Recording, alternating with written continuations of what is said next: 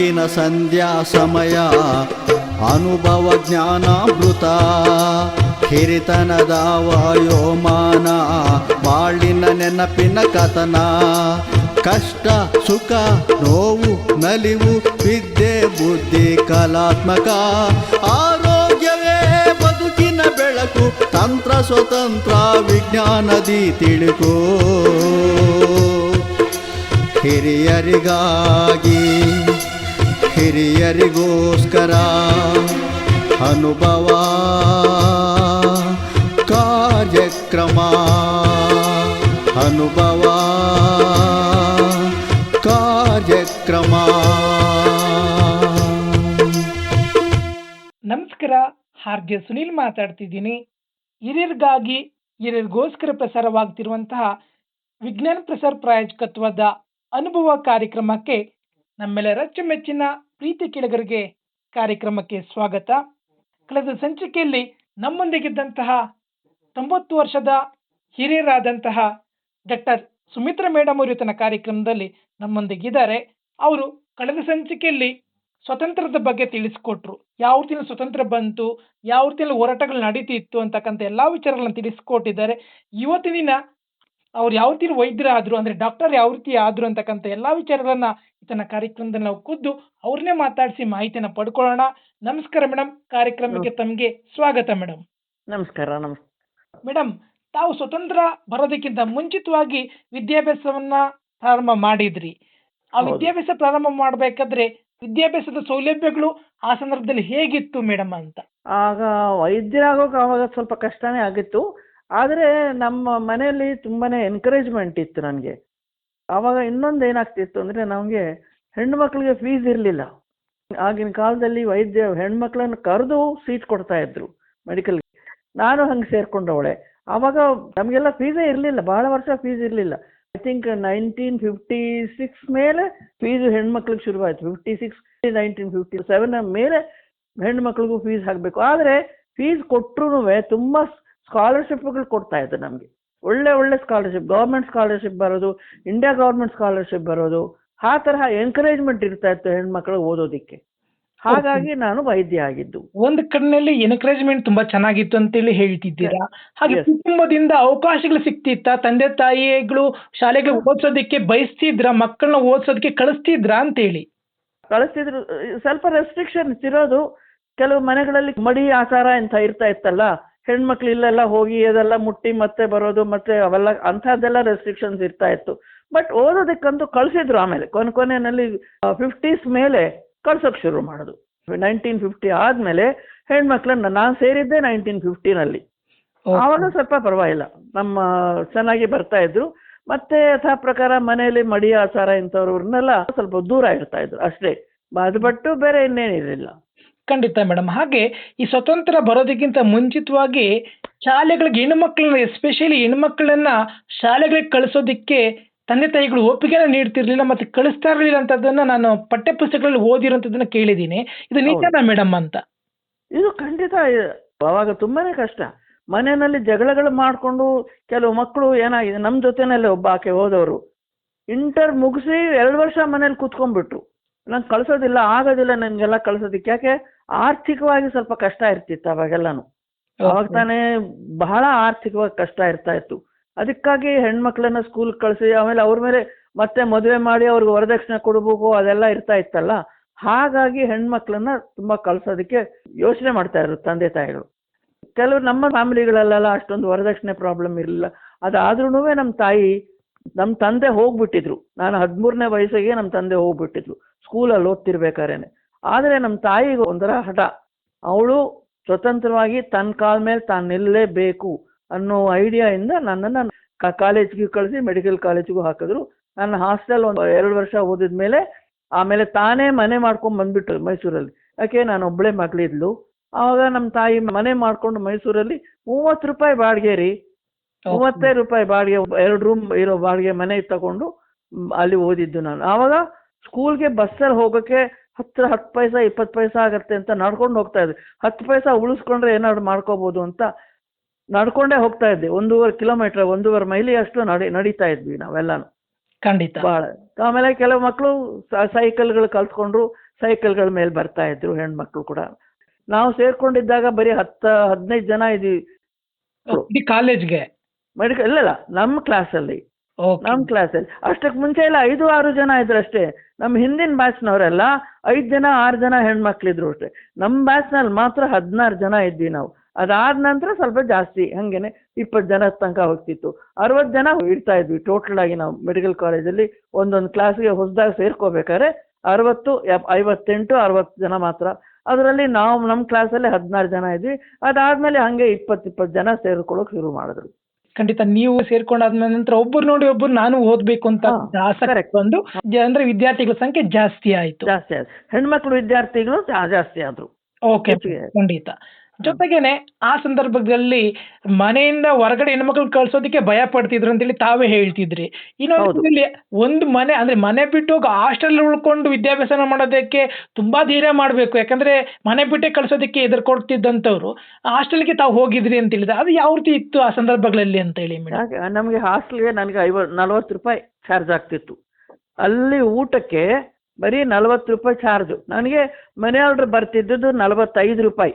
5 ರೂಪಾಯಿ ಯಾತಕ್ಕೆ ಅಂದರೆ ಎಕ್ಸ್ಟ್ರಾ ದೋಬಿ ಕೊಡು, ಅದು ಕೊಡು, ಇದು ಎಲ್ಲ ಇರುತ್ತಲ್ಲ ಸ್ಮಾಲ್. ಆಮೇಲೆ ಎಲ್ಲರೂ ಹೋಗ್ಬೇಕಾದ್ರೆ ನಾವೆಲ್ಲೂ ಹೋಗ್ತಿರ್ಲಿಲ್ಲ. ಹಾಸ್ಟೆಲ್ ಬಿಟ್ಟು ಆಯಿತು, ಹಾಸ್ಟೆಲ್ ಆಯಿತು, ಕಾಲೇಜ್ ಆಯಿತು. ಕಾಲೇಜಲ್ಲಿ ಸದಾ ನಾವು ಲೈಬ್ರರಿನಲ್ಲಿ ಕೂತ್ಕೊಂಡು ಓದೋದು, ಟೈಮ್ ಇಲ್ಲದೆ ಇರ್ಬೇಕಾದ್ರೆ ರೂಮ್ಗಳಲ್ಲಿ ಕೂತ್ಕೊಂಡು ಓದೋದು ಮಾಡ್ತಾ ಇದ್ವಿ. ತುಂಬ ಕಷ್ಟಪಟ್ಟಿದ್ದೀವಿ ಆವಾಗಿನ ಕಾಲದಲ್ಲಿ. ಹೆಣ್ಮಕ್ಳು ತುಂಬಾನೇ ಕಷ್ಟಪಟ್ಟಿದ್ದೀವಿ, ಆಚೆ ಕಡೆ ಬಂದ್ಬಿಟ್ಟು ಓದೋದು. ಖಂಡಿತ ಮೇಡಮ್. ಹಾಗೆ ತಾವು ವೈದ್ಯರಾಗಿದ್ರಿ. ವೈದ್ಯರಾಗಬೇಕಂದ್ರೆ ಯಾರು ಸ್ಫೂರ್ತಿ ಆದ್ರು ನಿಮಗೆ? ವೈದ್ಯರಾಗಬೇಕಂತ ಹೇಗೆ ಅನಿಸ್ತು ಮೇಡಮ್? ಯಾಕೆ ಅನಿಸ್ತು ಅಂತೇಳಿ? ನಮ್ಮ ತಾಯಿ ಮತ್ತು ನಮ್ಮ 2ನೇ ಅಣ್ಣ ಇಂಜಿನಿಯರ್ ಆಗಿದ್ರು. ಅವರು ತುಂಬ ಅವರೇ ನಿನ್ನ ಕಾಲ ಮೇಲೆ ನೀನು ನಿಂತ್ಕೋಬೇಕು, ನನ್ನ ಹಂಗೆ ಕಷ್ಟಪಡಬಾರ್ದು, ನೀನು ಮುಂಚೆ ಸ್ವಲ್ಪ ಸ್ವತಂತ್ರವಾಗಿ ನೀನು ಬಾಳಬೇಕು ಅನ್ನೋ ಐಡಿಯಾನಲ್ಲಿ ನನ್ನನ್ನು ಕಳಿಸಿದ್ರು ಮೆಡಿಕಲ್ ಕಾಲೇಜಲ್ಲಿ. ಕಷ್ಟ ಇತ್ತು ನಮಗೆ, ಆರ್ಥಿಕವಾಗಿ ಕಷ್ಟ ಇತ್ತು, ಇಲ್ಲ ಅಂತಲ್ಲ. ಯಾಕೆಂದರೆ ನಮ್ಮ ತಂದೆ ಹೋಗ್ಬಿಟ್ಟಿದ್ರು, ತಾಯಿ ಒಬ್ಬರೇ ಕಷ್ಟಪಡಬೇಕಾಗಿ ಬಂದಿತ್ತು. ಹಾಗಾಗಿ ಸ್ವಲ್ಪ ತೊಂದರೆನಲ್ಲೇ ಓದಿದ್ದಾಯ್ತು. ಇವಾಗ ಸ್ವಲ್ಪ ಚೆನ್ನಾಗಿದ್ದೀನಿ ಅಂತಲೇ ಹೇಳ್ಬೇಕಾಗತ್ತೆ. ಖಂಡಿತ ಮೇಡಮ್. ಹಾಗೆ ವೈದ್ಯರಾಗಿ ಎಷ್ಟು ವರ್ಷಗಳ ಕಾಲ ತಾವು ಸೇವೆಯನ್ನು ಸಲ್ಲಿಸಿದ್ರಿ ಮೇಡಮ್? ಸರ್ಕಾರಿ ವೈದ್ಯರಾಗಿ ಸೇವೆ ಸಲ್ಲಿಸಿದ್ರ ಅಥವಾ ಮೊದಲು ಹೌಸ್ ಸರ್ಜನ್ಸಿ ಅಂತ ಮಾಡಬೇಕಾಗತ್ತೆ. ಅದು ಸ್ವಲ್ಪ ಸ್ಮಾಲ್ ಅಮೌಂಟ್ ಕೊಡ್ತಾರೆ, 25 ರೂಪಾಯಿ ಕೊಡ್ತಾರೆ. ಆವಾಗ ಹೌಸ್ಮನ್ಶಿಪ್, ಇವಾಗ ಇಂಟರ್ನಿ ಅಂತಾರೆ, ಹೌಸ್ಮನ್ಶಿಪ್ ಅಂತ 6 ತಿಂಗಳು ಮಾಡಬೇಕಾಗಿತ್ತು. ಅದರೆಲ್ಲ ಆದ ನಂತರ ನಮಗೆ ಆಟೋಮ್ಯಾಟಿಕ್ ಆಗಿ ನಮಗೆ ಗೌರ್ಮೆಂಟ್ ಜಾಗ ಕೊಟ್ಬಿಡ್ತಾ ಇದ್ರು, ಯಾವ್ದಾದ್ರು ಒಂದು ಹಾಸ್ಪಿಟ್ಲಿಗೆ ಹಾಕ್ತಾ ಇದ್ರು. ಆವಾಗ ಇನ್ನೊಂದು ಆಗ್ತಿತ್ತು, ಹೆಣ್ಮಕ್ಳು ಬರೀ ಹೆರಿಗೆ ಹಾಸ್ಪಿಟ್ಲಲ್ಲೇ ಕೆಲಸ ಮಾಡಬೇಕು ಅನ್ನೋ ಒಂದು ಐಡಿಯಾ. ಬೇರೆ ಇದರಲ್ಲಿ ಬರ್ತೀರಿ, ಬರೀ ಪ್ರಸೂತಿ ಇದರಲ್ಲೇ ಹೋಗ್ಬೇಕು ಅನ್ನೋ ಒಂದು. ಯಾಕೆ ಆ ರೀತಿ ಒಂದು ಇನ್ಸ್ಟ್ರಕ್ಷನ್ಸ್ ಇಟ್ಟಿದ್ರು ಅಂತೇಳಿ? ಒಂಥರ ರೆಸ್ಟ್ರಿಕ್ಷನ್ ಅದು. ಹೆಣ್ಮಕ್ಳು ಬೇರೆ ಯಾವ್ದು ಫೀಲ್ಡ್ಗೂ ಹೋಗೋ ಹಂಗಿಲ್ಲ. ಬೆಂಗಳೂರಲ್ಲಿ ವಾಣಿವಿಲಾಸ್ ಹಾಸ್ಪಿಟಲ್ ಇದು ಮೇಜರ್ ಹಾಸ್ಪಿಟಲ್, ಅದು ಅಲ್ಲಿನೇ ಕೆಲಸ ಮಾಡಬೇಕು. ಇಲ್ಲದ್ರೆ ಕಾರ್ಪೊರೇಷನ್ ಮೆಟರ್ನಿಟಿ ಹೋಮ್ ಅಂತ ಇರ್ತಾ ಇತ್ತು, ಇವಾಗಲೂ ಇದೆ. ಅದನ್ನ ಅಷ್ಟೊಂದು ಅಪ್ಗ್ರೇಡ್ ಮಾಡಿರಲಿಲ್ಲ, ಬರೀ ಪ್ರೈವೇಟ್ ಅಲ್ಲ ಕಾರ್ಪೊರೇಷನ್ ನಡೆಸ್ತಾ ಇತ್ತು. ಅಲ್ಲಿ ಬರೀ ಒಂಥರ ಸ್ವಲ್ಪ ಆರ್ಥಿಕವಾಗಿ ಕಮ್ಮಿ ಇರೋರಿಗೆ ಅವರೆಲ್ಲನೂ ಅಲ್ಲಿ ಬರೋರು. ಈ ಬೀದಿನಲ್ಲಿ ಗುಡಿಸೋರು ಮಾಡೋರು ಅವರೆಲ್ಲ ಬರೀ ಕಾರ್ಪೊರೇಷನ್ ಹಾಸ್ಪಿಟ್ಲ್ಗೆ ಮಾತ್ರ. ಅಲ್ಲಿ ಒಂದು ಕಾಸು ಖರ್ಚು ಮಾಡೋ ಹಂಗಿರಲಿಲ್ಲ. ಒಳ್ಳೆ ಪೇ ಇರ್ತಾ ಇತ್ತು. ಅಲ್ಲಿ ಡಾಕ್ಟ್ರುಗಳಿಗೆ ಇರ್ತಾ ಇದ್ರು, ನರ್ಸು ಆಯಾ ಎಲ್ಲ ಇರ್ತಾ ಇದ್ರು. ಅಲ್ಲಿ ಅವ್ರಿಗೇನು ಟ್ರಾನ್ಸ್ಫರ್ಗಳೇ ಇರ್ತಿರಲಿಲ್ಲ. ಬೆಂಗಳೂರಿನಲ್ಲಿ ಒಳಗಡೆನೇ ಟ್ರಾನ್ಸ್ಫರ್ ಆಗ್ತಾ ಇತ್ತು ಹೊರತು ನಾವು ಗೌರ್ಮೆಂಟಲ್ಲಿ ಸೇರಿದ್ರಿಂದ ನಮಗೆಲ್ಲ ಔಟ್ಸೈಡ್ ಬ್ಯಾಂಗ್ಳೂರೆಲ್ಲ ಹಾಕ್ತಾ ಇದ್ರು. ಆದರೂ ಹೋಗ್ತಿದ್ವಿ, ಕೆಲಸ ಮಾಡ್ತೀವಿ. ಕೆಲಸದ ಮೇಲೆ ಜ್ಞಾಪಕ ಬಂತು ನಮಗೆ. ನಾವು ಡಾಕ್ಟರ್ಗಳಾಗಿದ್ದಾಗ ನಮಗೆ ಒಂಥರ ನಮ್ಮ ತಲೆಗೆ ತುಂಬಿದ್ರು, service is important, service is before your earning. ನಮಗೆ ತಲೆ ತುಂಬ ಅದೇನೆ, ಇವತ್ತಿಗೂ ನನಗೆ ಅದೇ ಬುದ್ಧಿ. 10 ರೂಪಾಯಿ ಯಾರ ಕೈಲಾದ್ರು ಇಸ್ಕೋಬೇಕಾದ್ರೆ ಭಯ ಪಡ್ತಾ ಇದ್ವಿ ನಾವು. ಅವಾಗ ಪ್ರೈವೇಟ್ ಪ್ರಾಕ್ಟೀಸ್ ಮಾಡೋ ಹಂಗೆ ಇರಲಿಲ್ಲ, ಸ್ಪೆಷಲಿ ಗೌರ್ಮೆಂಟ್ ಡಾಕ್ಟರ್ಗಳು ಯಾರು ಪ್ರೈವೇಟಾಗಿ ಮಾಡ್ತಲೇ ಇರಲಿಲ್ಲ. ಅದಕ್ಕೆ ಕಳ್ತನವಾಗಿ ಏನಾದ್ರು ಮಾಡ್ತಿದ್ರು ಏನೋ ಗೊತ್ತಿಲ್ಲ, ನಾನಂತೂ ಯಾವತ್ತೂ ಮಾಡಿರಲಿಲ್ಲ ಆ ತರಹ. ಯಾಕೆ ಮೇಡಮ್ ಅದಕ್ಕೆ ಅವಕಾಶಗಳು ಕೊಡ್ತಿರ್ಲಿಲ್ಲ, ಮತ್ತೆ ಮಾಡ್ತಾನೂ ಇರಲಿಲ್ಲ ವೈದ್ಯರಾಗಿ, ಯಾಕೆ ಅಂತ ಪ್ರೈವೇಟ್? ಅವಾಗ ಅದು ನಾವು ಓದ್ ತಗೋತಾ ಇದ್ವಿ. ನಾವು ಸರ್ಟಿಫಿಕೇಟ್ ತಗೋಬೇಕಾದ್ರೆ ಪ್ರಮಾಣ ಮಾಡಬೇಕಾಗಿತ್ತು, ನಾನು ಯಾರಿಗೂ ಕೆಟ್ಟದ್ದು ಮಾಡೋದಿಲ್ಲ, ನನ್ನ ಜನಗಳಿಗೆ ನನ್ನ ಸ್ವಂತನವ್ರು ಬಂದರೆ ಅವ್ರ ಹತ್ರ ದುಡ್ಡು ಇಸ್ಕೊಳ್ಳೋದಿಲ್ಲ, ನನ್ನ ತರಹ ಇನ್ನೊಂದು ಡಾಕ್ಟ್ರ್ ಏನಾದ್ರು ಕಷ್ಟದಲ್ಲಿ ಬಂದಾಗ ಅವಳಿಗೆ ನಾನು ಹೆಲ್ಪ್ ಮಾಡಬೇಕು, ನಮ್ಮ ಸಂಸಾರದವ್ರಿಗೆ ನಾವು ಹೆಲ್ಪ್ ಮಾಡಬೇಕು. ನಮ್ಮ ಆ್ಯಕ್ಚುಲಾಗಿ ಎಲ್ಲ ಪಬ್ಲಿಕ್ಕೆಲ್ಲ ನಮ್ಮ ಸಂಸಾರನೇ. ಪಬ್ಲಿಕ್ಕಿಂದ ಯಾರು ಬಂದರೂ ಅವ್ರಿಗೆಲ್ಲ ಹೆಲ್ಪ್ ಮಾಡೋದು ಒಂದೇ ಹೊರತು ಬೇರೆ ಏನು ಬುದ್ಧಿ ಇರ್ತಿರ್ಲಿಲ್ಲ. ನಮ್ಗೆ ಇನ್ನೂ ಅದೇ ಬುದ್ಧಿ ಇದೆ, ಇವತ್ತಿಗೂ ಅದೇ ಬುದ್ಧಿ ಇದೆ. ಸರ್ಕಾರದಿಂದ ಏನು ನಿಮ್ಗೆ ವೇತನವನ್ನ ಕೊಡ್ತಿದ್ರು, ಅದನ್ನ ಬಿಟ್ಟು 1 ರೂಪಾಯಿ ಸರ್ ನೀವು ಮುಟ್ತಾ ಇಲ್ಲ ಇರ್ಲಿಲ್ಲ. ಇರ್ಲಿಲ್ಲ, ಆಗ್ತಿರ್ಲಿಲ್ಲ. ತಗೊಳ್ತಾ ಇದ್ರೆ ಖಂಡಿತ ಪನಿಷ್ಮೆಂಟ್ ಕೊಡೋರು, ಖಂಡಿತ ಪನಿಷ್ಮೆಂಟ್ ಕೊಡೋರು. ಇವಾಗ ನಾವು ಯಾರಿಗಾರು ಸರ್ಟಿಫಿಕೇಟ್ ಕೊಡ್ತಿದ್ವಿ, ಇವಾಗ ಏನೋ ತೊಂದರೆ ಆಗಿದೆ, ನಮ್ಗೆ ಲೀವ್ ಬೇಕು, ಸರ್ಟಿಫಿಕೇಟ್ ಬೇಕು ಅಂತ ಬರೋರು, ಅವ್ರ ಹತ್ರ ಕೆಲವರು ದುಡ್ಡು ಇಸ್ಕೊತಾ ಇದ್ರು. ಆದ್ರೆ ನಮ್ಗೆ ಅದು ಇಸ್ಕೊಂಡಾಗ ಗೊತ್ತಾದ್ರೆ ಖಂಡಿತ ಅವ್ರನ್ನ ಸಸ್ಪೆಂಡ್ ಮಾಡ್ತಾ ಇದ್ರು. ಅಂದ್ರೆ ಅರ್ಧ ದಿನ ಸಂಬಳ ಇರ್ತಿರ್ಲಿಲ್ಲ, ಅರ್ಧ ತಿಂಗಳು ಸಂಬಳ ಕೊಡ್ತಿರ್ಲಿಲ್ಲ, ಆ ತರಹ ಪನಿಷ್ಮೆಂಟ್ ಕೊಡೋರು. Okay madam. ಅದ್ರ ಜೊತೆಗೇನೆ ಈ ಸೈನ್ಸಲ್ಲಿ ನಾವು ತಗೊಳ್ಳೋದಾದ್ರೆ, ಆಗ ತಮಗೆ ಓದೋದಕ್ಕೆಂದ್ರೆ ತಾವು ಡಾಕ್ಟರ್ ಆಗಿದ್ದೀರಾ. ಇವತ್ತಿಗೂ ಮತ್ತೆ ಆಗಿನ ಸಂದರ್ಭದಲ್ಲಿ ತಾವು ವಿದ್ಯಾಭ್ಯಾಸ ಮಾಡೋ ಸಂದರ್ಭದಲ್ಲಿ, ತಮ್ಮ ವೈದ್ಯಕೀಯ ವೃತ್ತಿ ಮಾಡೋ ಸಂದರ್ಭದಲ್ಲಿ ಈ ತಂತ್ರಜ್ಞಾನ ತುಂಬಾನೇ ಮುಂದುವರೆದಿದೆ ಮೇಡಮ್. ಈಗೇನಾದರೂ ಒಬ್ಬ ಡಾಕ್ಟರ್ನ ಮೀಟ್ ಮಾಡಬೇಕು, ಒಂದು ಮೇಲ್ ಹಾಕ್ತಾರೆ ಅಥವಾ ಫೋನ್ ಕಾಂಟ್ಯಾಕ್ಟಲ್ಲಿ ಫೋನ್ ಮಾಡಿ ಒಂದು ಅಪಾಯಿಂಟ್ಮೆಂಟ್ ತಗೊಳ್ತಾರೆ. ಮತ್ತೆ ಏನೇ ಸಮಸ್ಯೆಗಳಾದ ಆರೋಗ್ಯದಲ್ಲಿ ಟೆಕ್ನಾಲಜಿಯನ್ನು ಬಳಕೆ ಮಾಡಿಕೊಂಡು ಗುಣಪಡಿಸುವಂತಹ ಒಂದು ಸಾಧ್ಯತೆಗಳು ಹೆಚ್ಚಾಗಿ ಟೆಕ್ನಾಲಜಿಯಿಂದ ಮಾಡ್ತಾರೆ. ಟೆಕ್ನಾಲಜಿ ಆಮೇಲೆ ಸೈನ್ಸ್ ತುಂಬಾ ಮುಂದುವರೆದಿದೆ. ಅಷ್ಟಕ್ಕೆ ನಾನು ಹೋಗ್ಲಿಕ್ಕೆ ಆಗ್ಲಿಲ್ಲ. ಒಂದು ವೈದ್ಯಕೀಯ ವೃತ್ತಿ ಮಾಡೋ ಸಂದರ್ಭದಲ್ಲಿ ಈ ಒಂದು ಟೆಕ್ನಾಲಜಿ ಮತ್ತು ಸೈನ್ಸ್ ಬಗ್ಗೆ ಮತ್ತು ಈಗಿನ ಸಂದರ್ಭದಲ್ಲಿ, ಪ್ರಸ್ತುತ ಸಂದರ್ಭದಲ್ಲಿ ಸಹ ತಾವು ನೋಡಿದ್ದೀರಾ ಯಾವ ರೀತಿ ತಂತ್ರಜ್ಞಾನ ಮುಂದುವರೆದಿದೆ ವೈದ್ಯಕೀಯ ಕ್ಷೇತ್ರದಲ್ಲಿ ಅಂತೇಳಿ ಸಹ. ಇದ್ರ ಬಗ್ಗೆ ತಾವು ಏನು ಹೇಳ್ತೀರಾ ಮೇಡಮ್? ಯಾವ ರೀತಿ ಬದಲಾವಣೆಗಳಾಗಿದೆ? ನನ್ನ ಇಷ್ಟ ಪ್ರಕಾರ ಹೇಳೋದೇನಂದ್ರೆ, ವೈದ್ಯ ವೃತ್ತಿ service to the humanity is ಅಲ್ವಾ? ಹ್ಯುಮ್ಯಾನಿಟಿಗೆ ಸರ್ವಿಸ್ ಮಾಡಬೇಕು, ಕರೆಕ್ಟೇ. ಮಾಡ್ಬೇಕಾದ್ರೆ ಸ್ವಲ್ಪ ವೈದ್ಯರ ತರಹ ಬಿಹೇವ್ ಮಾಡಬೇಕೇ ಹೊರತು ಇದು ಕಮರ್ಷಿಯಲ್ ತರಹ ಬಿಹೇವ್ ಮಾಡಬಾರ್ದು. ಇವಾಗ ಕಮರ್ಷಿಯಲ್ ಜಾಸ್ತಿ ಆಗ್ಬಿಟ್ಟಿದೆ, ಅದಕ್ಕೆ ತಪ್ಪಾಗತ್ತದು. ಅದರಿಂದ ಬಹಳ ಜನಗಳಿಗೆ ತೊಂದರೆ ಆಗ್ತಾ ಇದೆ. ಇವಾಗ ದುಡ್ಡೇ ಮುಂದಾಗ್ಬಿಟ್ಟಿದೆ ಹೊರತು ಬೇರೆ ಏನು ಮುಂದಾಗಿಲ್ಲ. ಸೈನ್ಸ್ ಮುಂದಾದ್ರೂ ದುಡ್ಡೇ ಮುಂದಾಗ್ಬಿಟ್ಟಿದೆಯೇ ಹೊರತು, ಅವರಿಂದ ಕಸಿಯೋದು ಜಾಸ್ತಿ ಆಗ್ಬಿಟ್ಟಿದೆಯೇ ಹೊರತು ಸರ್ವಿಸ್ ಅನ್ನೋ ಫೀಲಿಂಗ್ ಬರ್ತಾ ಇಲ್ಲ ಯಾರಿಗೂ. That is another very very bad thing it is. ಆ ಥರ ನನಗೆ ಫೀಲ್ ಆಗುತ್ತೆ. ಬೇರೆಯವ್ರು ಏನೋ ಗೊತ್ತಿಲ್ಲ. ಇವಾಗಿಂದರಲ್ಲಿ ಕಂಡೀಷನ್ಸ್ ಅಲ್ಲಿ ಏನಾಗಿದೆ ಅಂದ್ರೆ, ಎಲ್ಲರೂ ದುಡ್ಡು ಕೊಟ್ಟು ಸೀಟ್ಗಳು ಕೊಂಡ್ಕೋತಾ ಇದ್ದಾರೆ. ಆ ದುಡ್ಡು ಅವ್ರು ವಾಪಸ್ ಮಾಡ್ಕೋಬೇಕಾದ್ರೆ they have to this thing. ಆಮೇಲೆ ಇನ್ನೊಂದು ಏನಾಗ್ತಿದೆ ಅಂದ್ರೆ, ನಮ್ಗೆ ಅಷ್ಟು ಇವಾಗ ನಮ್ಮ ಜೊತೆಲಿ ಓದ್ದವ್ರು ಸುಮಾರು ಜನ ಫಾರಿನ್ಗೆ ಹೋದ್ರು. ಫಾರಿನ್ಗೆ ಹೋದ್ರು ಸಹ ಅಲ್ಲೆಲ್ಲ ಡಿಗ್ರಿಗಳು ಏನೋ ಮಾಡ್ಕೊಂಡು ವಾಪಸ್ ಬಂದ್ಬಿಟ್ಟು ಮತ್ತೆ ಇಲ್ಲೇ ಗವರ್ಮೆಂಟ್ ಸರ್ವಿಸ್ ಮಾಡ್ತಾ ಇದ್ದಾರೆ. ಇವಾಗಿನ ಹೋಗೋರಿಗೆ ಯಾರಿಗೂ ಆ ಬುದ್ಧಿ ಇಲ್ಲ, ಅಲ್ಲೇ ಉಳ್ಕೋಬೇಕು, ಅಲ್ಲೇ ಇದ್ದು ಬಿಡಬೇಕು ಅನ್ನೋ ಥರ ಆಗ್ಬಿಟ್ಟಿದ್ದಾರೆ. ಇಲ್ಲಿಂದ ಅಲ್ಲಿ ಏನು ಒಳ್ಳೇದೇ ಇಲ್ಲ, ಎಕ್ಸೆಪ್ಟಿಂಗ್ ಒಳ್ಳೆ ಟೆಕ್ನಾಲಜಿ ಜಾಸ್ತಿ ಆಗಿದೆ, ಅದೆಲ್ಲ ಕಲ್ತ್ಕೋಬೇಕು, ಸಂತೋಷ. ಅದನ್ನ ನಮ್ಮ ದೇಶದಲ್ಲಿ ಯಾಕಿದೆ? ಗೌರ್ಮೆಂಟ್ ಮೆಡಿಕಲ್ ಕಾಲೇಜಲ್ಲಿ ಓದ್ದವರು ಅಲ್ಲೇ ಹೋಗ್ಬಿಟ್ಟು ಉಳ್ಕೊಂಡ್ಬಿಟ್ರೆ ಹೇಗೆ? ಈ ಗೌರ್ಮೆಂಟ್ ಸೀಟ್ ಉಪಯೋಗಿಸ್ಕೊಂಡಿದ್ದಾರೆ ತಾನೆ, ಇಲ್ಲಿ ಗೌರ್ಮೆಂಟ್ಗೆ ಹೆಲ್ಪ್ ಮಾಡಬೇಕು ತಾನೆ. ಅದು ಆ ಬುದ್ಧಿ ಬರ್ತಾ ಇಲ್ಲ ಈ ಜನಗಳಿಗೆ, ಹೊಸದಾಗಿ ಡಾಕ್ಟರ್ಗಳಾಗ್ತಿರೋರಿಗೆ. That is a pathetic, really ಅದು ತುಂಬಾ ಶೋಚನೀಯ ಅದು. ಎಸ್ ಮೇಡಮ್, ಹೌದು. ಅದ್ರ ಜೊತೆಗೇನೆ ಇನ್ನೊಂದು ವಿಷಯ ಮೇಡಮ್, ತಾವು ವೈದ್ಯರಾಗಿರೋದ್ರಿಂದ ಈ ಪ್ರಶ್ನೆ ನಿಮ್ಮನ್ನು ಕೇಳ್ತಿದ್ದೀನಿ. ನೀವು ವೈದ್ಯಕೀಯ ವೃತ್ತಿ ಮಾಡೋ ಸಂದರ್ಭದಲ್ಲಿ ಹಣಕ್ಕೆ ಒಂದು ಪ್ರಾಮುಖ್ಯತೆನ ನೀಡಿರಲಿಲ್ಲ. ಯಾವುದೇ ಪೇಷಂಟ್ ಬಂದಾಗ ಅವರಿಗೆ ತಮ್ಮ ಒಂದು ಸೇವೆಯನ್ನು ಸಲ್ಲಿಸ್ತಿದ್ರಿ, ಅಂದರೆ ಚಿಕಿತ್ಸೆನ ನೀಡ್ತಿದ್ರಿ, ತಕ್ಷಣಕ್ಕೆ ಸ್ಪಂದಿಸ್ತಿದ್ರಿ ವೈದ್ಯರಾಗಿ. ಆದರೆ ಇವತ್ತಿನ ಪ್ರಸ್ತುತ ಸಂದರ್ಭದಲ್ಲಿ ಯಾವುದೇ ಪೇಷಂಟ್ ಬಂದ್ರೂ ಮೊದಲು ದುಡ್ಡು ಕೊಟ್ಟರೆ ಮಾತ್ರನೇ, ಇಸ್ಕೊಂಡ್ರೆ ದುಡ್ಡು ಕೊಟ್ಟಿದ್ರೆ ಮಾತ್ರನೇ ಅವ್ರನ್ನ ಅಡ್ಮಿಟ್ ಮಾಡ್ಕೊಳ್ಳೋದು ಪದ್ಧತಿನ ನಾವು ನೋಡ್ತಿದ್ದೀವಿ. ಇದ್ರ ಏನು ಹೇಳ್ತೀರಾ? ತುಂಬಾ ತಪ್ಪಾಗುತ್ತೆ, ತುಂಬಾ ತಪ್ಪದು. ಅದು ನಾವು ವೈದ್ಯರಾಗಿರೋಣ, ಅದೇ ಹೇಳಿದ್ನಲ್ಲ, ಹ್ಯುಮ್ಯಾನಿಟಿಗೆ ಇಂಪಾರ್ಟೆನ್ಸ್ ಕೊಡಬೇಕೇ ಹೊರತು ದುಡ್ಡಿಗೆ ಇಂಪಾರ್ಟೆನ್ಸ್ ಕೊಡಬಾರ್ದು. ಬೇಕಾಗುತ್ತೆ ದುಡ್ಡು, ಎಲ್ರಿಗೂ ಬೇಕು, ಯಾರಿಗೂ ಬೇಡ, ನಾನು ಬೇಕಾಗುತ್ತೆ. ಆದರೆ ಈ ತರಹ ಕಸಿಯೋದು ತುಂಬಾ ತಪ್ಪ ಆಗುತ್ತೆ. ದುಡ್ಡೇ ದೊಡ್ಡಪ್ಪ, ದುರಾಸೆ ಅದ್ರ ದೊಡ್ಡಪ್ಪ ಅಂತಾರಲ್ಲ, ಆ ತರಹ ಹೋಗ್ಬಿಟ್ಟಿದೆ. ಖಂಡಿತ, ನಿಜ ನಿಜ. ಹಂಗಾಗ್ಬಿಟ್ಟಿದೆ ಈ ಕತೆ, ದುರಾಸೆನೇ ಆಗೋಗ್ಬಿಟ್ಟಿದೆ ಇವಾಗ ಎಲ್ಲರಿಗೂ. ಆದ್ರೆ ಈಗ ಟೆಕ್ನಾಲಜಿಗೋಸ್ಕರ ಏನಾಗಿದೆ ಅಂದ್ರೆ, ಆ ಇಂಪ್ಲಿಮೆಂಟ್ಸ್ಗೆ, ಆ ಔಷಧಿಗಳಿಗೆ ಅದೆಲ್ಲ ತುಂಬಾ, ಅದು ಸ್ವಲ್ಪ ಇಂಪೋರ್ಟ್ ಮಾಡ್ಕೋತಿದೀವಿ. ಅದೆಲ್ಲ ನಮ್ಮ ದೇಶದಲ್ಲಿ ಉತ್ಪತ್ತಿ ಆಗ್ತಾ ಇಲ್ಲ. ಅದನ್ನ ತಗೋಬೇಕಾದ್ರೆ ಅದು, ಇವಾಗ ಕ್ಯಾನ್ಸರ್ ಟ್ರೀಟ್ಮೆಂಟ್ ತಗೊಳ್ಳಿ, ಕೆಲವು ಔಷಧಿಗಳು ಇಲ್ಲಿ ಇನ್ನ ಶುರು ಮಾಡಿಲ್ಲ, ಬರ್ತಾ ಇದೆ, ತುಂಬಾ ನಿಧಾನ ಆಗ್ತಾ ಇದೆ ಅದೆಲ್ಲ ಬರ್ತಾ ಇರೋದಕ್ಕೆ. ಅದಕ್ಕೋಸ್ಕರ ಅಲ್ಲಿಂದ ತರೋದನ್ನ ಅದೇ ಅಮೌಂಟ್ ಕೊಟ್ಟು ತಗೋಬಹುದು ತಾನೆ. ಇಂಪೋರ್ಟ್ ಮಾಡ್ಕೋಬೇಕಾದ್ರೆ ಅದಕ್ಕೇನು ಟ್ಯಾಕ್ಸು ಎಲ್ಲ, ನಮ್ಮ ದೇಶದವ್ರು ಬೇರೆ ಟ್ಯಾಕ್ಸ್ಗಳು ಹಾಕ್ತಾರೆ. ನಿಜ. ಈ ಟ್ಯಾಕ್ಸ್ಗಳು ಹಾಕಿ ಅದನ್ನೆಲ್ಲ ಕಸಿಲೇಬೇಕಾಗಿ ಬರುತ್ತೆ, ಬೇರೆ ವಿಧಿನೇ ಇಲ್ಲ. ನೀವು ಎಷ್ಟೇ ಹಾಸ್ಪಿಟ್ಲ್, ಇವಾಗ ನೋಡಿ ಕಿದ್ವಾಯ್ ಅಂತ ಹಾಸ್ಪಿಟ್ಲ್ ಇದೆ, ಅಲ್ಲಿ ಎಷ್ಟು ಕಮ್ಮಿ ಬೆಲೆನಲ್ಲಿ ಸಿಗುತ್ತೆ. ಅದೇ ಬೇರೆ ಇನ್ನೊಂದು ಪ್ರೈವೇಟ್ ಆಗಿ ಮಾಡಿರೋ ಕ್ಯಾನ್ಸರ್ ಹಾಸ್ಪಿಟಲ್ಗಳಿಗೆ ತುಂಬಾ ದುಬಾರಿ ಆಗತ್ತಲ್ಲಿ. ಖಂಡಿತ ಖಂಡಿತ ಮೇಡಮ್. ಅದೇ ಇವಾಗ ಬಡವರಿಗೆ ಅಲ್ಲಿ ಸ್ವಲ್ಪ ಕಷ್ಟ ಆಗುತ್ತೆ, ಅಲ್ಲಿನೂ ದುಡ್ಡು ಕೊಡ್ಬೇಕಾಗಿ ಬರುತ್ತೆ. ಇಲ್ಲ ಅಂತ ಯಾಕಂದ್ರೆ ಗೌರ್ಮೆಂಟ್ನವ್ರು ಅಲ್ಲಿಂದ ಕೊಂಡ್ಕೊಂಡು ಬರ್ತಿದ್ದಾರೆ. ಇವಾಗ ಗೌರ್ಮೆಂಟ್ಗೆ ನಾವು ಕಾಸು ಮಾಡಿ ಕೊಡಲೇಬೇಕಾಗಿ ಬರುತ್ತೆ.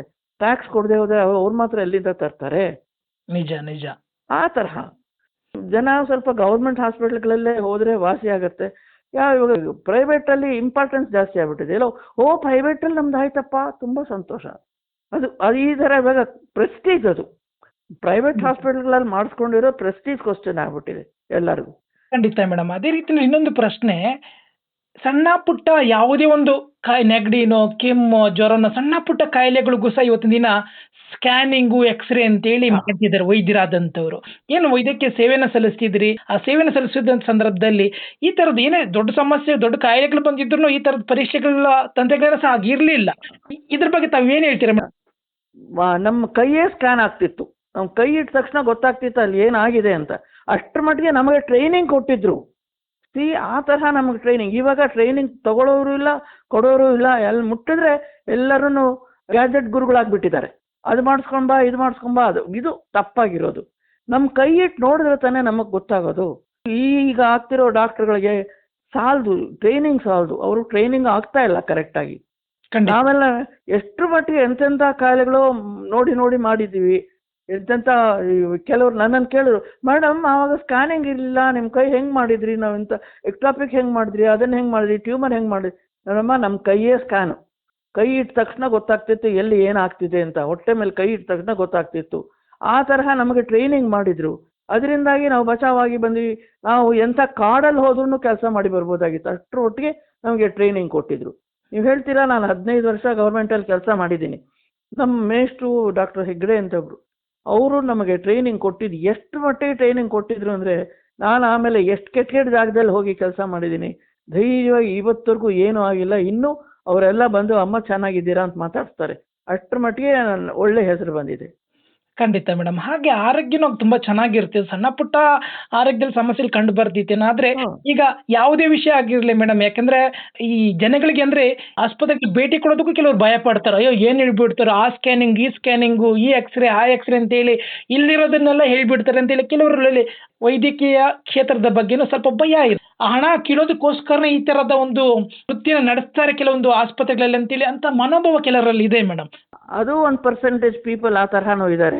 ಇನ್ನೊಂದು ಥರ ಪರ್ಸೆಂಟೇಜ್ ಪೀಪಲ್ ಹೇಗೆ ಗೊತ್ತಾ, ಯಾಕೆ ಮೇಡಮ್ ನನಗೊಂದ್ಸಲ ಸ್ಕ್ಯಾನಿಂಗ್ ಮಾಡಿ ಕೇಳೋರಿದ್ದಾರೆ. ಸ್ಕ್ಯಾನಿಂಗ್ ಮಾಡಿ, ಈ ಟೆಸ್ಟ್ ಮಾಡಿಸಿ, ಇದು ಏನಾಗಿದೆ, ಈ ಗೂಗಲ್ ಬಂದಿರೋದ್ರಿಂದ ಎಲ್ಲ ಅದರಲ್ಲಿ ನೋಡ್ಕೋತಾರೆ ಏನೇನು ಬೇಕು, ಎತ್ತಾಗಬೇಕು. ಅದು ವೆದರ್ ನೆಸಸರಿ ಆರ್ ನಾಟ್ ಗೊತ್ತಾಗೋದಿಲ್ಲ, ಅವ್ರಿಗೆ ಗೊತ್ತಿರೋದಿಲ್ಲ. ಹೋಗಿ ಡಾಕ್ಟ್ರುಗಳಾದ್ರೆ, ಯಾಕೆ ಡಾಕ್ಟ್ರೇ ನಂಗೆ ಸ್ಕ್ಯಾನಿಂಗ್ ಮಾಡೋದಿಲ್ವಾ, ಯಾಕೆ ಡಾಕ್ಟ್ರೇ ನನಗೆ ಬ್ಲಡ್ ಟೆಸ್ಟ್ ಮಾಡೋದಿಲ್ವಾ, ಈ ತರಹ ಕ್ವಶನ್ ಬೇರೆ ಕೇಳ್ತಾರೆ. ಏನು ಮಾಡ್ತೀರಾ, ಪಬ್ಲಿಕ್ ಈ ತರಹ ಆಗ್ತಾ ಇದ್ದಾರೆ. ನಿಮ್ಮ ಕಾಲದಲ್ಲಿ ವೈದ್ಯರನ್ನ ನಂಬ್ತಿದ್ರು, ಅಂದ್ರೆ ವೈದ್ಯರನ್ನ ದೇವರ ಸಮಾನದಲ್ಲಿ ಕಾಣ್ತಿದ್ರು. ಬಟ್ ಈಗ ವೈದ್ಯರನ್ನ ನಂಬ್ತಿಲ್ಲ ಅಂತಾನೆ ಹೇಳ್ಬೋದು. ಯಾಕಂದ್ರೆ ವೈದ್ಯರು ಹೇಳೋದನ್ನ ಸ್ಕ್ಯಾನಿಂಗ್ ಮೇಲೆ ಡಿಪೆಂಡ್ ಆಗಿದೆ, ತಂತ್ರಜ್ಞಾನದ ಮೇಲೆ ಡಿಪೆಂಡ್ ಆಗಿದೆ. ವೈದ್ಯರ ಮಾತುಗಳನ್ನ ಕೇಳೋದಕ್ಕಿಂತ ಮಿಷಿನ್ ಮಾತನ್ನ ಕೇಳ್ತಾರೆ ಅಂತ ಹೇಳಿ ತಮ್ಗೆ ಅನಿಸ್ತಿದೆಯಾ ಅಂತೇಳಿ? Very correct. ಅದೇ ಆಗಿರೋದು. ಇವ್ರುಗಳು ಮಿಷನ್ಗಳು ಕಂಡಿಡ್ಕೊಂಡ್ಬಿಟ್ಟಿದ್ದಾರೆ. ಯಾರು, ಜನಗಳು, ಪಬ್ಲಿಕ್, ಆರ್ಡಿನರಿ ಪಬ್ಲಿಕ್. ಇವಾಗ ನೀವು ಹಳ್ಳಿಗಳಲ್ಲಿ ಹೋದ್ರೆ, ಇವಾಗ ನಮ್ಮ ಸ್ಕ್ಯಾನಿಂಗೇ ಮಾಡಲೇ ಇಲ್ಲ. ಅದಕ್ಕೆ ಇವಾಗ ಇನ್ನೊಂದು ಕೆಟ್ಟದಾಗ ಆಮೇಲೆ ಹೆರಿಗೆ ವಿಚಾರ ಬಂದರೆ, ನಾನು ಐ ಆಮ್ ಎ ಗೈನಕಾಲಜಿಸ್ಟ್. ಹೆರಿಗೆ ವಿಚಾರ ಬಂದರೆ ಗೊತ್ತಾಗ್ತಿತ್ತು ಯಾವ ಟೈಮ್ನಲ್ಲಿ ಆಗ್ಬೋದು. ಯೂಶಲಾಗಿ ನಾನು ಟೈಮ್ ಅಂದರೆ ಇಂಥ ಟೈಮ್ನಲ್ಲಿ ಇಂಥ ಡೇಟಲ್ಲಿ ಆಗುತ್ತೆ ಅಂತ ಕೂಡ ಹೇಳ್ತಾ ಇದ್ದೆ. ಕರೆಕ್ಟಾಗಿ ಅಂಥ ಡೇಟಲ್ಲೇ ಹೆರಿಗೆ ಆಗ್ತಾ ಇತ್ತು. ನಾನು ಒಂದು ಮಾತ್ರ ಬೇಕು ಅಂತ ಸಿಸೇರಿಯನ್ ಮಾಡಿದ್ದೇ ಇಲ್ಲ ನನ್ನ ಲೈಫ್ ಟೈಮ್ನಲ್ಲಿ. ಓಕೆ. ಒಂದು ಸಲನೂ ಒಂದು ಬೇಕು ಅಂತ ಅನಿವಾರ್ಯವಾಗಾದರೆ ಮಾತ್ರ ಮಾಡ್ತಾ ಇದ್ದೆ, ಹೊರತು ಬೇಕು ಅಂತ ಮಾಡಿಲ್ಲ. ಇವಾಗ ಬೇಕು ಅಂತ ಮಾಡ್ತಾ ಇದ್ದಾರೆ. ಏನ್ ಮಾಡೋದು? ಅದು ಅಲ್ದಿರಾ, ಈಗ ಪೇಷಂಟ್ಸು ಕೇಳ್ಕೋತಾರೆ. ಇದೊಂದು ಕೆಟ್ಟ ಅಭ್ಯಾಸ ಬಂದಿದೆ. ಯಾರನ್ನ ಪುರೋಹಿತರನ್ನ ಕೇಳೋದು, ಇಂಥ ಹೊತ್ತಲ್ಲಿ ಇಂಥ ಮಗು ಹುಟ್ಟಿದ್ರೆ ಒಳ್ಳೇದಾಗತ್ತೆ ನಿಮಗೆ ಅಂತ ಅವ್ರು ಹೇಳ್ಬಿಡ್ತಾರೆ. ಆ ಟೈಮ್ನಲ್ಲಿ ಮಾಡಿಸ್ಕೋಬೇಕು, ಆ ಟೈಮ್ನಲ್ಲಿ ಇದು ಬೇರೆ ನಡೀತಾ ಇದೆ ಸರ್. ಏನಂತೀರಾ ಇದಕ್ಕೆ? ನಗಬೇಕಾ ಅಳಬೇಕಾ? ನಮ್ಮ ಜನ ಎಂಥ ರೀತಿನಲ್ಲಿ ಹೋಗ್ತಾ ಇದ್ದಾರೆ ಅಂತಂದ್ರೆ, ಇದು ನಾವು ಗ್ಯಾಡ್ಜೆಟ್ಸ್ನ ಬೈಯೋದಾ, ಡಾಕ್ಟರ್ಗಳನ್ನ ಬೈಯೋದಾ, ನಮ್ಮ ಜನಗಳನ್ನೇ ಅನ್ನೋದಾ ಹೇಳಿ? ಖಂಡಿತ. ಇನ್ನೊಂದು ಮೇಡಮ್, ಹಾಗೆ ತಾವು ಗೈನಕಾಲಜಿಸ್ಟ್ ಆಗಿರೋದ್ರಿಂದ ಅಂದ್ರೆ ಹೆರಿಗೆಯನ್ನ ಮಾಡಿಸ್ತಿರೋದನ್ನ ತಾವು ಹೇಳ್ತಿದ್ರಿ. ಅಂದ್ರೆ ಆಗಿನ ಕಾಲದಲ್ಲಿ ಇಂಥ ದಿನ ಇಂಥ ಸಮಯಕ್ಕೆ ಹೆರಿಗೆ ಆಗುತ್ತೆ ಅಂತೇಳಿ ತಾವು ತಂತ್ರಜ್ಞಾನ ಇಲ್ದಿದ್ರು ಹೇಳ್ತಿದ್ರಿ. ಆದ್ರೆ ಇವತ್ತಿನ ದಿನ ಇಂಥ ದಿನ ಅಂತ ಹೇಳ್ಬೋದು, ಆದ್ರೆ ಹೆಚ್ಚು ಕಡಿಮೆನೂ ಆಗುತ್ತೆ. ತಾವು ಹೇಳ್ದಾಗಿನ ಇಂಥ ದಿನನೇ ಜನಿಸ್ಬೇಕು ಅಂತೇಳಿ ಆಪರೇಷನ್ಗಳನ್ನ ಮಾಡಿಸ್ಕೊಳ್ತಾರೆ ಅಂತ ಹೇಳಿದ್ರಿ. ಇದು ಅವರ ಆರೋಗ್ಯದ ಮೇಲೆ ಏನು ಪರಿಣಾಮ ಬೀರೋದಿಲ್ವ? ಖಂಡಿತ ಬೀರುತ್ತೆ. ತಪ್ಪು. ಹಂಗೆ ಇಲ್ಲದೇ ಇರೋ ಟೈಮ್ನಲ್ಲಿ ಸಿಸೇರಿಯನ್ ಮಾಡೋದು ತಪ್ಪು. ಯಾಕೆಂದರೆ ಸಿಸೇರಿಯನ್ ಮಾಡಬೇಕಾದ್ರೂ ಅದಕ್ಕೊಂದು ಅವಕಾಶ ಬೇಕಾಗತ್ತೆ. ಯಾಕೆಂದರೆ ಟೈಮ್ ಕೊಡಬೇಕು. ನಾವೇನು ಬೇಕಾದ ಒಂದು ಫಸ್ಟ್ ಪ್ರೆಗ್ನೆನ್ಸಿ ಬಂದವರು, ಫಸ್ಟ್ ಹೆರಿಗೆಗೆ ಬಂದವರಿಗೆ 18 to 20 hours ವೆಯ್ಟ್ ಮಾಡ್ತೀವಿ ನಾವು, ಅವ್ರಿಗೆ ಪೇಯ್ನ್ ಬರಲಿ ಅಂತ. ಈಗಿನ ಕಾಲದವ್ರು ಅಲ್ಲಿ ಪೇಯ್ನ್ ಬರೋಕ್ಕೆ ಬಿಡೋದಿಲ್ವೇ? ಎಂತ ಮಾಡ್ತೀರಾ ಅವ್ರನ್ನ?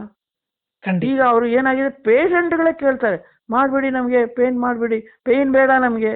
ಆಮೇಲೆ ಮುಂದಕ್ಕೆ ತುಂಬ ಕಷ್ಟ ಆಗುತ್ತೆ. ಇವತ್ತು ಪೇಯ್ನ್ ಬೇಡ ನನಗೆ, ನಾಳೆ ಎಷ್ಟು ಅವ್ರಿಗೆ ವಯಸ್ಸಾದಂತ ಆದ್ರೆ ಸಪೋಸಿಂಗ್ ಅವ್ರು 24-25 ಇಯರ್ಸ್ ಇರ್ಬೋದು, ಆಮೇಲೆ 30 years 40 years 50 years ಆದಮೇಲೆ ತುಂಬ ತೊಂದರೆಗಳು ಬರುತ್ತೆ ಯೂಟ್ರಸ್ ಮೇಲೆ. ಅದು ಅರ್ಥ ಮಾಡ್ಕೊಳ್ಳೋದಿಲ್ಲ ಅವರು. ಆವಾಗ ಆ ಡಾಕ್ಟ್ರು ಇರೋದಿಲ್ಲ, ಆ ಪೇಷಂಟ್ ಆ ಡಾಕ್ಟ್ರ್ ಹತ್ರನೂ ಹೋಗೋಕ್ಕಾಗಲ್ಲ. ಅಂದ್ರೆ ಕೆಲವರು ಪೇಷಂಟ್ಗಳಂದ್ರೆ ಗರ್ಭಿಣಿಯರು ಮಾಡುವಂತ ಕೆಲವೊಂದು ತಪ್ಪುಗಳಿಗೆ ವೈದ್ಯಕೀಯ ಕ್ಷೇತ್ರದ ಮೇಲೆ ಅಥವಾ ವೈದ್ಯರ ಮೇಲೆ ತಪ್ಪು ಮೆಸೇಜ್ ಹೋಗೋದಿಲ್ವಾ ಅಥವಾ ತಪ್ಪು ಕಲ್ಪನೆಗಳು ಬರೋದಿಲ್ವಾ ಮೇಡಮ್? ನಾನು ಒಂದು ಹಳ್ಳಿಯಲ್ಲಿ ಕೆಲಸ ಮಾಡ್ತಿದ್ದೆ, ಬೇಕು ಅಂತ ನೋಡೋಣ ಹೆಂಗಿರುತ್ತೆ ಅಲ್ಲಿ. ಒಂದು ಹಳ್ಳಿ ಅಂದರೆ ಇಟ್ ಇಸ್ ನಾಟ್ ವೆರಿ ಹಳ್ಳಿ, ಒಂಥರ ಒಂದು ಟೌನ್ ತರಹ. ಏನು ಒಂದು ಡ್ರಿಪ್ ಹಾಕಲ್ಲ, ಸುಮ್ಮನೆ ಡೆಲಿವರಿ ಆಗುತ್ತೆ, ನೀನೇನು ಮಾಡೋದು, ನಾನೇ ಮಾಡ್ಕೋತಾ ಇದ್ದೆ ಅಂತ ಅಂದರು ಒಂದು ಲೇಡಿ. ಆಮೇಲೆ ಆಪ್ರೇಷನ್ ಮಾಡಕ್ಕೆ ಹೋದ್ರೆ, ಅಯ್ಯೋ ಇದೇನು ಹಿಂಗೆ ಉದ್ದುದ್ದಕ್ಕೆ, ಅವ್ರಿಗೆ ಉದ್ದುದ್ದಕ್ಕೆ ಹಾಕಬೇಕು. ಸಿಸೇರಿಯನ್ ಮಾಡಬೇಕಾದ್ರೆ ಸ್ಟ್ರೈಟಾಗಿ ಹಾಕಬೇಕು, ಅಡ್ಡಡ್ಡಕ್ಕೆ ಹಾಕಬಾರ್ದು. ಈ ತರಹ ಎಲ್ಲ ಅವ್ರು ಕೇಳಿದ ತರಹ ನಾವು ಬಂದ್ಬಿಟ್ಟಿದೆ. ಈಗ ಏನು ಮಾಡೋಣ? ಖಂಡಿತ ಹಳ್ಳಿ ಪಕ್ಕ ಹಳ್ಳಿ ಅದು. ಅಂದ್ರೆ ಸುರಕ್ಷತೆ ಬಗ್ಗೆ ಯೋಚನೆನೇ ಮಾಡೋದಿಲ್ಲ. ಇಲ್ಲ, ಅವರು ನೋಡಿ ಎಷ್ಟೋ ಜನಕ್ಕೆ ಹೇಳಿದ್ದೀನಿ ನಾನು, ಈ ಥರ ಎಲ್ಲ ಮಾಡ್ಕೋಬೇಡಿ, ಬೇಡ ಅಂದರೆ ಪಕ್ಕದ ಡಾಕ್ಟ್ರಿಗೆ ಮಾಡ್ತಾರೆ, ಪಕ್ಕದ ಡಾಕ್ಟ್ರಿಗೆ ದುಡ್ಡು ಬರುತ್ತೆ ಮಾಡಿಬಿಡ್ತಾರೆ. ಏನು ಮಾಡ್ತೀರಾ? ಇದಕ್ಕೇನು ಮಾಡ್ತೀರಾ? How do you spell this out? ತಂತ್ರಜ್ಞಾನ ಬೆಳವಣಿಗೆ ಆಗಿದ್ರಿಂದ ಅದಾದ ಅನುಕೂಲಗಳಿದೆ, ಅನಾನುಕೂಲಗಳು ಮತ್ತು ತೊಂದರೆಗಳು ಅದೇ ರೀತಿ ಆಗ್ತಿದೆ ಅಂತೇಳಿ ತಮ್ಗೆ ಅನಿಸ್ತಿದೆಯಾ ಮೇಡಮ್ ಅಂತ? ಹೌದು, ಬೇಕಾದಷ್ಟು ಬರ್ತಾ ಇದೆ. ಇವಾಗ ಬರ್ತಿರೋದು ಎಲ್ಲನೂ ಹೆಚ್ಚು ಕಮ್ಮಿ ಆಗ್ತಿರೋದೆಲ್ಲ ಹೆಚ್ಚು ಕಮ್ಮಿ ಅದಕ್ಕೇನೆ. ಖಂಡಿತ ಮೇಡಮ್. ಹಾಗೆ ಒಟ್ಟಾರಾಗಿ ವೈದ್ಯರಾಗಿ ವೈದ್ಯಕೀಯ ಕ್ಷೇತ್ರದ ಬಗ್ಗೆ, ಸೈನ್ಸ್ ಅಂಡ್ ಟೆಕ್ನಾಲಜಿ ಬಗ್ಗೆ ತುಂಬಾ ಅದ್ಭುತವಾಗಿ ತಿಳಿಸ್ಕೊಟ್ರಿ. ಕೊನೆಯದಾಗಿ ತಾವು ಕಂಡಂತಹ ಸೈನ್ಸ್ ಮತ್ತೆ ಟೆಕ್ನಾಲಜಿ ಬಗ್ಗೆ ಕೊನೆಯದಾಗಿ ಏನ್ ಹೇಳ್ತೀರಾ ಮೇಡಮ್? ತುಂಬ ಚೆನ್ನಾಗಿ ಆಗ್ತಾ ಇದೆ. ಆದರೆ ನಮಗೆ ಅದೆಲ್ಲ ಓದೋದಕ್ಕೆ ಆಗ್ತಾ ಇಲ್ವಲ್ಲ ಅನ್ನೋದು. ಯಾಕೆಂದರೆ ವಯಸ್ಸೊಂದಾಗಿದೆ, ವಯಸ್ಸಿಗೂ ನನಗೂ ಸಂಬಂಧ ಇಲ್ಲ. ಆಗುತ್ತೆ, ಎಲ್ಲರಿಗೂ ವಯಸ್ಸಾಗುತ್ತೆ, ಇವತ್ತಲ್ಲ ನಾಳೆ ಏನಾರು ಆಗುತ್ತೆ ನನಗೆ. ಆದರೆ ಓದಿ ಅದೆಲ್ಲ ತಿಳ್ಕೋಬೇಕು ಅನ್ನೋ ಆಸೆ ಇದೆ ನನಗೆ, ಇಲ್ಲ ಅಂತಲ್ಲ. ಅದೇ ಇವಾಗ ಅದಕ್ಕೆ ಅನುಕೂಲಗಳಿಲ್ಲ ನಮಗೆ. ಹೋಗಬೇಕು ಅಲ್ಲೆಲ್ಲ ಲೈಬ್ರರಿಗಳಿಗೆ ಹೋಗಬೇಕು, ಓದಬೇಕು ಅಂತ ಆಸೆ ಆಗುತ್ತೆ. ಅದೇ ತಿಳ್ಕೋಬೇಕು ಅನ್ನೋ ಆಸೆ ಇನ್ನೂ ಇದೆ ನಮಗೆ. ಏನೋ ಸ್ವಲ್ಪ ತಿಳ್ಕೊಂಡಿದ್ದೀನಿ, ಸಾಲದು ಅನ್ಸುತ್ತೆ. ಬಟ್ ಎನಿವೆ ಅಂದ್ರೆ ಆಸೆ ಅಂತೂ ಇದೆ, ತಿಳ್ಕೋಬೇಕು ಅನ್ನೋ ಆಸೆ. ಎಲ್ಲರೂ ಹೋಗಿ ಚಿಕ್ಕದಾಗಿ ಎಲ್ಲರೂ ಒಂದು ಕೆಲಸ ಮಾಡೋಕ್ಕೂ ಆಸೆ ಇದೆ ನನಗೆ. ಬಿಡೋದಿಲ್ಲ ನಮ್ಮನೆ ಕೆಲಸ ಮಾಡೋಕ್ಕೆ, ಯಾರು ಬಿಡ್ತಾರೆ? ಖಂಡಿತ ತುಂಬ ತಿಳ್ಕೋಬೇಕು, ಹೊಸ ಸೈನ್ಸ್ ತಿಳ್ಕೋಬೇಕು ಅನ್ನೋ ಆಸೆ ತುಂಬ ಇದೆ. ಕಷ್ಟ ಆಗುತ್ತೆ ನಮ್ಗೆ. ಇವಾಗ ಯಾರು ಕಳಿಸೋದಿಲ್ಲ, ಹೋಗೋದಿಲ್ಲ, ಯಾರನ್ನು ಸೇರಿಸ್ಕೊಳ್ಳೋದಿಲ್ಲ. ನನ್ನ ವಯಸ್ಸಿಗೆ ಯಾರನ್ನು ಸೇರಿಸ್ಕೋತಾರೆ ಅವರು? ಖಂಡಿತ ಯಾರು ಸೇರಿಸ್ಕೊಳ್ಳೋದಿಲ್ಲ. ಅದರಲ್ಲೇ ಅದೇ ವೃತ್ತಿನಲ್ಲೇ ಕಂಟಿನ್ಯೂ ಮಾಡಿದರೆ ಆಗಿರ್ತಿತ್ತು. ಈ ಮಧ್ಯದಲ್ಲಿ ಏನು ಹಂಗಂತೀರ, ಕೋವಿಡ್ ಬರೋ ತನಕ ಕೆಲಸ ಮಾಡಿದ್ದೀನಿ ನಾನು. ಚಾರಿಟಿ ಕ್ಲಿನಿಕ್ಸ್ಗೆ ಕೆಲಸ ಮಾಡ್ತಿದ್ದೆ, ಒಂದು 4-5 ವರ್ಷ ಕೆಲಸ ಮಾಡಿದ್ದೀನಿ ಬೆಂಗಳೂರಲ್ಲೇ. ಖಂಡಿತ. ಚಾರಿಟಿ ಒಟ್ಟಾರಾಗಿ ಮೇಡಮ್, ತಾವು ವೈದ್ಯರಾಗಿ ಎಷ್ಟು ವರ್ಷಗಳ ಕಾಲ ಸೇವೆ ಸಲ್ಲಿಸಿದ್ರಿ ಒಟ್ಟಾರಾಗಿ? ನನಗೆ 90 ವರ್ಷ, 60 ವರ್ಷ ಮಾಡಿದ್ದೀನಿ. 60 ವರ್ಷಗಳ ಕಾಲ ವೈದ್ಯರಾಗಿ ಸೇವೆ ಸಲ್ಲಿಸಿದ್ರಿ. ವೈದ್ಯರಾಗಿ ಕೆಲಸ ಮಾಡಿದ್ದೀನಿ. ಯಾಕೆಂದ್ರೆ ಈ ರೀಸೆಂಟ್ ಆಗಿ ಕೋವಿಡ್ ಬಂದ ಮೇಲೆ ಕೈ ಕಾಲು ಸುಮ್ಮನೆ. ಓಕೆ, ಖಂಡಿತ ಮೇಡಮ್. ಒಟ್ಟಾರಾಗಿ ವೈದ್ಯರಾಗಿ ಅವ್ರದ್ದು ಸೇವೆ ಸಲ್ಲಿಸಬೇಕು. ಹಾಗೆ ನಾವು ಸಮಾಜವನ್ನು ನಮ್ಮ ಕುಟುಂಬ ಅಂತೇಳಿ ಭಾವಿಸಿ ನಾವು ಸೇವೆ ಸಲ್ಲಿಸಬೇಕು. ಆರೋಗ್ಯದ ದೃಷ್ಟಿಯಿಂದ ನಾವು ಅವರ ಆರೋಗ್ಯವನ್ನು ಸುರಕ್ಷಿತವಾಗಿ ನೋಡ್ಕೊಳ್ಳುವಂತ ರೀತಿಯಲ್ಲಿ ಕರ್ತವ್ಯ ನಿರ್ವಹಿಸಬೇಕು ಅಂತೇಳಿ ವೈದ್ಯಕೀಯ ಕ್ಷೇತ್ರ ಮತ್ತೆ ಟೆಕ್ನಾಲಜಿ, ಇವು ಎಷ್ಟೊಂದು ಟೆಕ್ನಾಲಜಿ ಡೆವಲಪ್ಮೆಂಟ್ ಆಗಿದ್ರು ನಾವು ಯಾವ ರೀತಿಯಲ್ಲಿ ಅದನ್ನು ಕಾಣಬೇಕು, ಮತ್ತೆ ಯಾವ ರೀತಿ ಅದನ್ನು ಬಳಕೆ ಮಾಡಬೇಕು, ಮತ್ತೆ ದುರುಪಯೋಗ ಅಂದ್ರೆ ಅನ್ಎಕ್ಸ್ಪೆಕ್ಟೆಡ್ ಆಗಿ ನಾವು ಬೇರೆ ರೀತಿ ನಮಗೆ ಬೇಕಾಗೋ ರೀತಿಯಲ್ಲಿ ನಾವು ಈ ತಂತ್ರಜ್ಞಾನ ಬಳಕೆ ಮಾಡ್ಕೋಬಾರ್ದು. ನಮ್ಮ ಆರೋಗ್ಯದ ದೃಷ್ಟಿಯಿಂದ, ಸುರಕ್ಷಿತ ದೃಷ್ಟಿಯಿಂದ ಮಾತ್ರ ನಾವು ಬಳಕೆ ಮಾಡಬೇಕು ಅಂತೇಳಿ ತಮ್ಮ ವೈದ್ಯಕೀಯ ಕ್ಷೇತ್ರದ ಬಗ್ಗೆ, ತಮ್ಮ ವೈದ್ಯಕೀಯ ವೃತ್ತಿಯ ಬಗ್ಗೆ ಮತ್ತೆ ತಂತ್ರಜ್ಞಾನದ ಬಗ್ಗೆ ಸಾಕಷ್ಟು ಮಾಹಿತಿಗಳನ್ನು ತಿಳಿಸಿಕೊಟ್ಟಿದ್ದೀರಾ ಮೇಡಮ್. ಖಂಡಿತ ಇಷ್ಟೆಲ್ಲ ಮಾಹಿತಿಗಳನ್ನು ತಿಳಿಸಿಕೊಟ್ಟಿದ್ದಕ್ಕೆ ಒಬ್ಬ ಹಿರಿಯರಾಗಿ ನಮ್ಮ ಸಮಾಜಕ್ಕೆ ಒಂದು ಮಾರ್ಗದರ್ಶನ ತಮ್ಮ ಅನುಭವಗಳ ಮುಖಾಂತರ ತಮ್ಮ ಎಲ್ಲರಿಗೂ ತಿಳಿಸಿಕೊಟ್ಟಿದ್ದಕ್ಕೆ ಕೇಳಿಗರ ಪರವಾಗಿ ತಮಗೆ ಹೃತ್ಪೂರ್ವಕವಾದಂತಹ ಧನ್ಯವಾದಗಳು ಮೇಡಮ್. ಥ್ಯಾಂಕ್ಸ್. ನನಗೂ ತುಂಬ ಸಂತೋಷ ನಿಮ್ಮ ಹತ್ರ ಮಾತಾಡಿದ್ದು. ನನಗೆ ಎಷ್ಟೇನು ತಿಳಿದಿದೆಯೋ ಅದನ್ನೆಲ್ಲ ಹೇಳೋದಕ್ಕೆ ನನಗೊಂದು ಅನುಕೂಲ ಮಾಡಿಕೊಟ್ರಿ. ನಿಮಗೆ ತುಂಬ ಥ್ಯಾಂಕ್ಸ್. ಧನ್ಯವಾದಗಳು ಮೇಡಮ್. ಇವತ್ತಿನ ಹಿರಿಯರಿಗೋಸ್ಕರ ಪ್ರಸಾರವಾದಂತಹ ವಿಜ್ಞಾನ ಪ್ರಸಾರ ಪ್ರಾಯೋಜಕತ್ವದ ಅನುಭವ ಕಾರ್ಯಕ್ರಮನ ಮುಕ್ತಾಯ ಮಾಡ್ತಿದ್ದೀನಿ. ಸೈನ್ಸ್ ಅಂಡ್ ಟೆಕ್ನಾಲಜಿ ಬಗ್ಗೆ 90 ವರ್ಷದ ಡಾಕ್ಟರ್ ಸುಮಿತ್ರಾ ಮೇಡಮ್ ಅವರು ಅವರ ಅನುಭವನ ಹಂಚ್ಕೊಂಡ್ರು. ವೈದ್ಯರಾಗಿ ಅವರ ಕರ್ತವ್ಯ ಏನು, ಯಾವ ರೀತಿ ನಡ್ಕೊಳ್ತಿದ್ರಿ, ಯಾವ ರೀತಿ ವೈದ್ಯಕೀಯ ಸೇವೆಯನ್ನ 60 ವರ್ಷಗಳ ಕಾಲ ಸೇವೆಯನ್ನ ಸಲ್ಲಿಸಿದ್ದಾರೆ ಅಂತಕ್ಕಂಥ ವಿಚಾರಗಳನ್ನ ನಮ್ಮೆಲ್ಲರಿಗೂ ಸಹ ತಿಳಿಸಿಕೊಟ್ಟಿದ್ದಾರೆ. ಇವರಿಗೆ ಕೇಳಿದರ ಪರವಾಗಿ ಧನ್ಯವಾದಗಳನ್ನ ತಿಳಿಸಿಕೊಡ್ತಾ ಮುಂದಿನ ಸಂಚಿಕೆಯಲ್ಲಿ ಮತ್ತೊಬ್ಬ ಹಿರಿಯರೊಂದಿಗೆ ಭೇಟಿ ಆಗ್ತೀನಿ. ಎಂದಿನಂತೆ ನಿಮ್ಮ ನೆಚ್ಚಿನ ಆತ್ಮೀಯ ಗೆಳೆಯ ಆರ್ ಜೆ ಸುನಿಲ್. ಎಲ್ಲರಿಗೂ ಶುಭವಾಗಲಿ, ಶುಭ ದಿನ. ಧನ್ಯವಾದಗಳು ಸ್ನೇಹಿತರೆ.